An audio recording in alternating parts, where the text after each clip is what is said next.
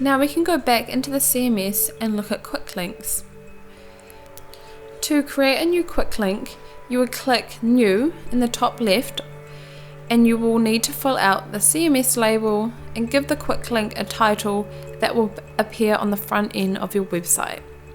Then an image needs to be added to appear on the Quicklink, or else without an image, only a large grey square will appear. Then the alternative text for the image needs to be added, and this is really important.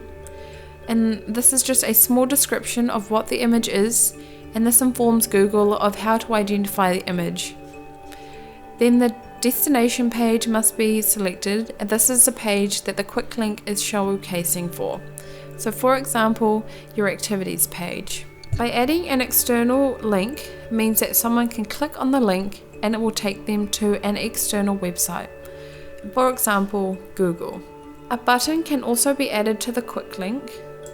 An example of the button text could be find out more or know more. And lastly, in the description box, you can add a short description to the Quicklink. Once completed, click Save at the top. You will then need to go into the specific page that you would like the Quicklink to be in so it will appear. And remember to tick the box and publish before so too.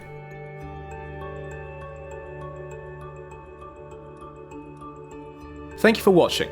If you'd like to check out our next video or view more videos, click the links at the top of the screen. And don't forget to hit subscribe and turn the notification bell on so you won't miss any more future videos.